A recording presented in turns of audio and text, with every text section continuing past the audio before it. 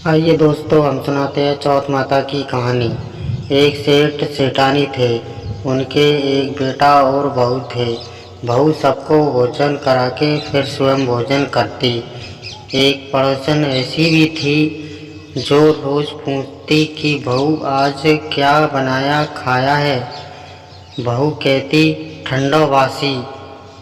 एक दिन उसके पति ने ऐसा सुनकर विचार किया कि आज तो पकवान बनाए जाए, फिर देखे कि मेरी पत्नी क्या कहती है। उसने तरह तरह के पकवान बनवाए और घर के सभी लोगों ने एक साथ बैठकर भोजन किया। आज भी पड़ोसन ने पूछा तो बहू ने कहा ठंडो बासी। सेठ के लड़के ने सोचा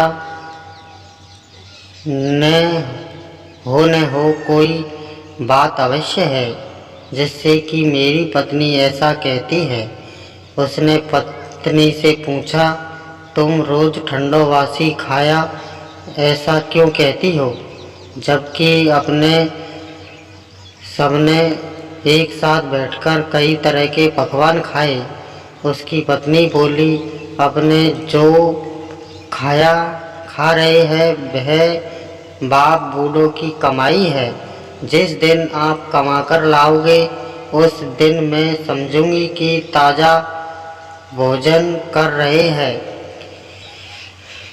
अब एक दिन लड़के ने माँ से कहा, मैं एक बड़े शहर में कमाई करने जा रहा हूँ। माँ बोली, बेटा अपने पास इतना धन है कि खाया नहीं घुटेगा। माँ ने मना करने पर भी बेटे ने स्वयं कमाने का दृढ़ निश्चय कर लिया और जाते समय पत्नी ने कहा, मैं जब तक कमाकर बहुत सा धन लेकर न आऊं तुम चूल्हे की आग मत बुझने देना। एक दिन चूल्हे की आग बुझ गई तो वह मन ही मन घबराने लगी, कहीं मेरे पति पर संकट तो नहीं आन पड़ा। जल्द ही से पड़ोस में से आग लाकर चूल्हे में रख दूं। ऐसा विचार करके पड़ोसन में गई। वहाँ पड़ोसन चौथ माता का व्रत पूजन कर रही थी। पड़ोसन ने कहा, थोड़ी देर से आकर ले जाना। बहू ने पड़ोसन से पूछा, आप यह व्रत क्यों करती है, इससे क्या मिलता है। पड़ोसन ने कहा, चौथ माता के इस व्रत को सबसे करने से अन्न लक्ष्मी मिले और पत्नी मनोकामना पूरी हो जाए। अब बहू भी चौथ माता का व्रत करने लगी। दीवार पर चौथ माता बनाई। उस दिन घी गुड़ का चूरमा बनाकर रात्रि को चंद्रमा को अर्घ्य देकर भोजन करती। ऐसा करते करते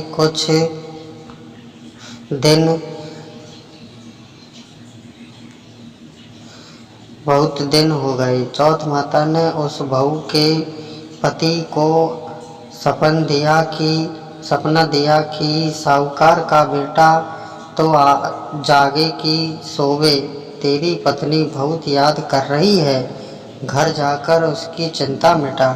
तू दुकान खोलकर कुंकू केसर का पगला बना के बैठ जाना। आज तेरा हिसाब किताब चुकता हो जाएगा। अब तो चौथ माता ने ऐसा जैसा कहता था वैसा ही हुआ। उसने घर जाने की तैयारी की और गाड़ी भर कर धन दौलत लेकर चल दिया। रास्ते में एक बड़ा सा काला नाग फल फैलाए बैठ गया और कहने लगा, आज तो मैं तुझे डसूंगा, छोड़ूंगा नहीं। आज तेरी आयु पूरी हो गई है। सेठ ने लड़के से कहा, आज चौथ माता ने मुझे सपना दिया तो मैं पत्नी से मिलने घर जा रहा हूँ। वहाँ मेरी पत्नी बहुत चिंता कर रही है। मैं उससे मिलकर ज़रूर आऊँगा, तब तुम मुझे डस लेना। नाग ने कहा, तुम शपथ पूर्वक कहकर जाओगे तो मैं तुम्हें जाने दूंगा, परंतु लौटकर नहीं आए तो तुम्हारे घर आकर मैं तुम्हें डस लूँगा। इस प्रकार सर्प को वचन देकर वह अपने घर पहुँचा। वहाँ सभी से हंसी खुशी से मिला और भोजन करके उदास होकर बैठ गया। उसकी पत्नी ने उदास होने का कारण पूछा तो पत्नी ने काले नाग वाली बात बताते हुए कहा, यदि मैं उसके पास नहीं जाऊंगा तो वह घर आकर ही मुझे डस लेगा। पत्नी बहुत चतुर थी। उसने कहा कि आप घबराओ नहीं, लेट जाओ, मैं एक उपाय करती हूँ। पत्नी ने कमरे की 7 पैड़ी डिवाइस धोई। पहली पैड़ी पर रेत, दूसरी पैड़ी पर इत्र, तीसरी पैड़ी पर गुलाल फूल, चौथी पैड़ी पर कंकु केसर, 5वीं पैड़ी पर लड्डू पेड़ा, 6ठी पैड़ी पर गादी गलीचा और 7वीं पैड़ी पर दूध का कटोरा भरकर रख दिया। इस प्रकार वह 7 ही पैड़ी सजाकर बैठ गई। आधी रात होते ही नाग आकर पैड़ी चढ़ने लगा।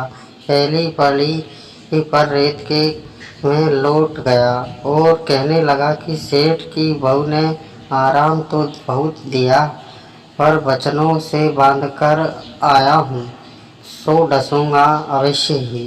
इस प्रकार 7 पैड़ियों पर नाग आराम करता हुआ और कहता हुआ कि डसूंगा जरूर कमरे में जाने ही वाला था कि चौथ माता ने विचार किया कि मैं इसे नहीं बचाऊंगी तो संसार में धर्म कर्म और व्रत पूजन को कौन मानेगा। अब तो गणेश जी, चंद्रमा जी और चौथ माता ने उसे बचाने का विचार किया। चंद्रमा जी ने उजाला किया, चौथ माता ढाल बनी और गणेश जी ने तलवार लेकर नाग को मार दिया और ढाल से डंक ढक दिया। अब बहू भी थकी हारी सो गई। दिन उगा तो लोग बेटे से मिलने आए, परंतु बेटा बहू तो उठे ही नहीं थे। बहुत देर हो गई तो माँ उन्हें उठाने गई। माँ ने 7 पैड़ी पर जो कुछ देखा तो बहुत घबराई और बेटा बहू को आवाज़ लगाई। बेटा बहू उठे तो देखा कि एक ढाल तलवार वहाँ पड़ी है। अब ढाल उठाई तो वहीं काला नाग मरा हुआ पड़ा है। बेटा बहू ने सोचा कि आज तो धर्म कर्म ही आड़े आए, जो भगवान गणेश जी और चौथ माता ने अपनी रक्षा की। हे चौथ माता, आपने जैसी सेठ के बेटे बहू की रक्षा की वैसी सबकी रक्षा कीजो। बोले चौथ माता की।